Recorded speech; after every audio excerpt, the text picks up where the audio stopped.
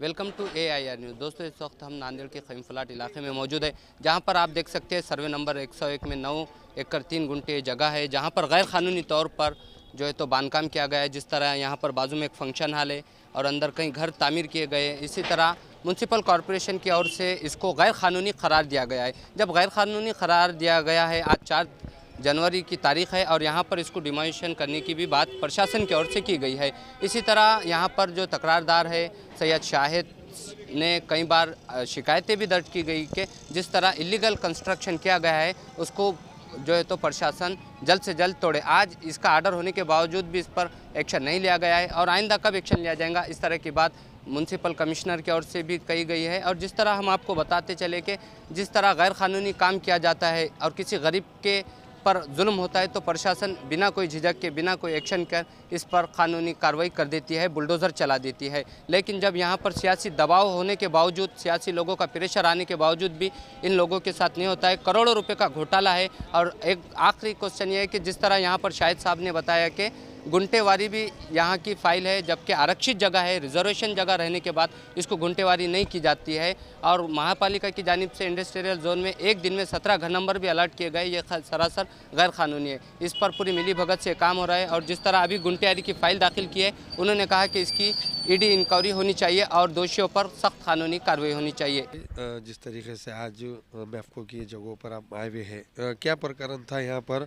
आज महापालिका ने एक पत्र दिया था कि यहाँ पर जो 8 बिल्डिंग है, जो अनाधिकृत बांधकाम है, उसको गिराना के वास्ते पुलिस की परमिशन मांगी थी, मगर उसके बाद भी आज ये नहीं गिरे। और इसके वास्ते आप क्या कहेंगे?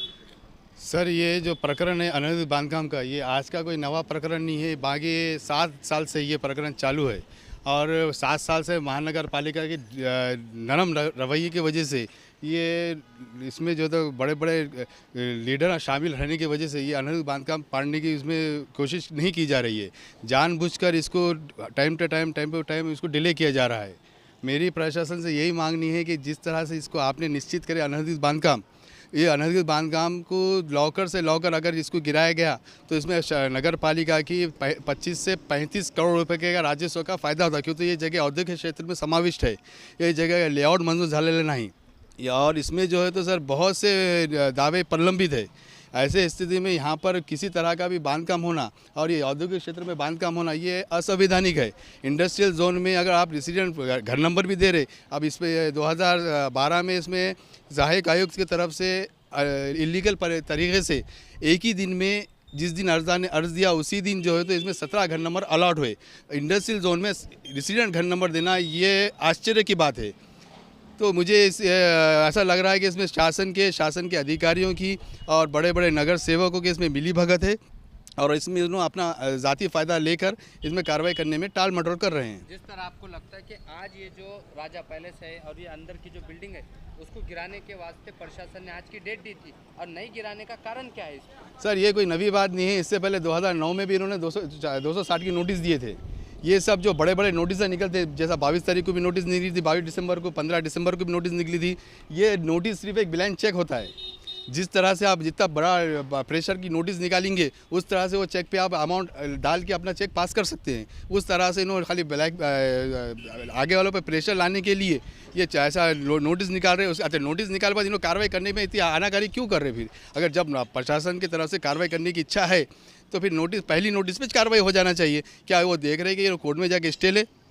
क्या उन किस बात का इंतज़ार कर रहे हैं? इससे पहले आपने इसका निवेदन दिए थे विभागीय आयोग औरंगाबाद में, तो उसके बाद क्या हुआ था? विभागीय आयोग औरंगाबाद का साहब मैडम की तरफ से जो साहब की तरफ से जो है तो इसमें पत्र आया वाला है कि इसमें लॉकर नियम अनुसार कार्रवाई करना थी आवे बोल के। तो इन्हों जो ऊपर से जो पत्र आ रहे महाराष्ट्र शासन मंत्रालय से, विभागीय आयोग से, नांदेड़ जिला कलेक्टर साहब की तरफ से, वो पत्र व्यवहार खाली टाइम टू टाइम पत्र व्यवहार कर ले रहे, लेकिन ठोस कार्रवाई के लिए कोई एक्शन नहीं ले रहे हैं स्पॉट पे आके। जिस तरह तुम्हारे को लग रहा है कि यहाँ की मुकामी सियासत का भी अमल दखल होने की वजह से काम। हाँ, इसमें बहुत से बड़े बड़े लीडरों का दखल है। इसमें बहुत से बड़े बड़े जिसने इसमें फ्लडिंग करे हैं वो बड़े बड़े लीडर हैं नांदेड़ के। इसमें वो लोगों का इसमें बहुत बड़ा दखल रहने की वजह से इसमें कार्रवाई होने में देरी हो रही है। अगर किसी गरीब का झोपड़ा रहता तो बरोबर उसको नोटिस भी नहीं देते थे। उसमें ऑफिस टिप्पणी में लिख दिया जाता कि नोटिस लेने इनकार केलेले आहे म्हणून आम्ही पाडण्यात आलेले आहे बोल के। उसमें नोटिस भी इशू नहीं होती थी, उसमें कोई फॉर्मेलिटीज़ पूरी नहीं होती थी। इसमें सब हर चीज़ को यहाँ फॉर्मेलिटीज़ लग रही और फॉर्मेलिटीज़ पूरी होने के बाद भी कार्रवाई नहीं हो रही है। अगर इस कार्रवाई नहीं होंगी तो आगे तुम्हारा क्या एक्शन है? अगर इस तरह से अगर जो कार्रवाई नहीं होंगी तो आने वाले 8 तारीख को मैंने लेटर दिया हुआ नांदेड़ महानगर पालिका कलेक्टर साहब को, एसपी साहब को, कि आने वाले 8 तारीख को मैं विभागीय औरंगाबाद में आत्मदान करने की पूरी तैयारी है मेरी। मैं अपने परिवार के साथ जाके वहाँ पे आत्मदान कर लूँगा। शायद भाई और जगह इसकी जवाबदारी जो है तो नांदेड़ आयुक्त साहब की, सहायक आयुक्त साहब की, उपायुक्त साहब की, संबंधित जो भी अधिकारी उन पे सब पे रहेंगी इसकी जवाबदारी। आज जिस तरीके से आज देखे सुबह से आज की तारीख थी 4 तारीख गिराने की बिल्डिंग, पुलिस वालों को आप मिले? साहब का बोलना यह है कि हमने कल ही पत्र इशू कर दिए थे कि भाई आप पुलिस बंदोबस्त उपलब्ध है, आप पैसे जो इसके चार्जेस है वो भरो और पुलिस बंदोबस्त ले लो। लेकिन वो पत्र लेने में इन्होंने टालम टोल करे और कल पत्र लिए नहीं नगर पालिका ने। पुलिस तैयार थी देने के लिए बंदोबस्त, और अभी भी पुलिस तैयार है। यानी किसी प्रशासन के या किसी पॉलिटिकल पार्टी के दबाव में आके साहब ये काम को रोका? हाँ बस हाँ, लगता नहीं साहब, ये सीधा से दिखती सो बात है ये। भाई अगर कोई आम नागरिक की अगर घर रहता तो अभी तक टूट जाता था वो, और वहाँ पे पत्थर ईंट भी नहीं रहती थी। फिर यहाँ पर इतने बड़े, और यहाँ पे और एक काम कल से शुरू होने वाला है। सब इतना होने के बाद आज मारकोट पड़ा वहाँ पर, और कल से बांधकाम शुरू होने की तैयारी है। अब इससे आम नागरिकों में इससे क्या मैसेज देंगे, इससे आप अंदाज़ा लगा सकते हैं। एक चीज़ ये लगती है कि आपको कि यहाँ की जो राजनीति है वो जो है तो ये मुद्दों को भटकाना भी चाह रही है। हाँ, मुझे पे क्या कहेंगे? यहाँ पर जो तो आज बांधकाम नहीं होना बोल के यहाँ पर कुछ जो असंवैधानिक तरीके के जो लोग हैं, जो समाज को एकजुट रहना नहीं चाहते, वो लोगों ने यहाँ पे कुछ जातीय विषय फैलाने की कोशिश भी की है। वहाँ पर मैटर डिवाइड करके यहाँ के जो अनधिकृत बांधकाम नहीं गिरना और सब लोग वहाँ बिजी हो जाना, इस तरह की भी यहाँ पे साजिश करने की उम्मीद है। ये लोगों को आज ही चाहिए, जब से यानी 2 साल से सो रहे थे, ऐसा लगता है क्या तुम्हें? हाँ सर, इसमें कैसा है, आज इनका डेट निकली आई डिमोलिशन की, आज यहाँ पे कार्रवाई होने की पूरी उम्मीद थी। लेकिन अगर उन्होंने वहाँ पे मैटर को डिवाइड करेंगे और यहाँ पे मैटर को पोस्टपोन करना पड़ेगा, इसकी पूरी शक्यता थी। अब जिस तरह ये ऑर्डर वगैरह हुआ, आपकी जान को धोखा वगैरह बहुत बड़े पैमाने पर मेरी जान को धोखा है। बाज़ाब्ता इन्होंने मेरे पास लोग भी भेज रहे हैं, बाज़ाब्ता 8-8, 7-7 करोड़ रुपए के ऑफर देने के लिए, और ऑफर दे रहे हैं मुझे। और मैं उसको भी यहाँ पे कोई भी कंप्रोमाइज़ करने की मेरी कोई इसमें इच्छा नहीं है, क्यों तो मेरे पिताजी ने इस पर लड़े हैं, मेरे दादाजी ने लड़े हैं ज़मीन के ताल्लुक से, और ये मेरी मौरूसी प्रॉपर्टी है। और मैं किसी के ज़मीन पे जाके नाजायज़ तौर पे कब्जा करके उनके हत्याने की कोशिश नहीं कर रहा हूँ। इसमें एक धर्मस्थल है, उसके बारे में क्या? हाँ, मस्जिद इसमें एक जो बनाया है, पहले तो उन्होंने मस्जिद नहीं बनाना चाहिए था, कि तो शरीयत के ला के हिसाब से विवादित जगह पे नमाज नहीं होती, फिर भी ये लोगों ने मस्जिद बनाया है। अगर मस्जिद डिमोलिशन की बात है तो मेरा उसमें कोई रोल नहीं रहेगा, प्रशासन से मेरी मांग नहीं रहेगी, और ये लोगों से भी कि भाई मस्जिद के ताल्लुक से मेरा इसमें न्यूट्रल रोल रहेगा। शासन इसमें कुछ भी निर्णय ले सकता है, लेकिन मैं इसमें मस्जिद तोड़ने के लिए मेरा कभी भी उसमें एप्लीकेशन या तोड़ने के लिए दबाव नहीं रहेगा। ये कितनी जगह है और क्या सर्वे? ये टोटल सर्वे नंबर 101 में CTS नंबर 11819, 11821 और 12317, ये टोटल ज़मीन 6 एकड़ 7 एकड़ 26 गुंटे है। लेकिन हमारे पास एक बार हुई थी 9 एकड़ 3 गुंटे, और बाकी ज़मीन किधर गई वो देखना ज़रूरी है। उसका कोर्ट में प्रकरण चालू है, और जिस ताल्लुक से कोर्ट का निर्णय चल रहा है, मुझे उम्मीद है कि न्यायालय का जो आर्डर रहेगा, आदेश रहेगा, वो हमारे बाजू में लगने की शक्यता है। एक आखिरी क्वेश्चन ये है, जिस तरह ये घर बनाए गए, इसकी जो है तो पेपरी कार्रवाई, गुंटेवारी भी करने के ऐसी कई सामने आ रहे, उस पर आपका क्या? इसमें जो है तो इन्होंने गुंटेवारी के लिए भी, जब PR कार्ड आपके पास मौजूद है तो आप गुंटेवारी करने की कोई सवाल ही पैदा नहीं होता। लेकिन इन्होंने खाली प्रशासन को गुमराह करने के लिए गुंटेवारी में प्रस्ताव दाखिल किए, जिसे सहायक आयुक्त, जिसे जोन गुंटेवारी विभाग के जो आयुक्त है, उन्होंने जो है तो उसको नामंजूर करके फिटकार दिए। ये 3 मरतबा टोटल इनके 32 फाइल रिजेक्ट हो चुके हैं अभी तक।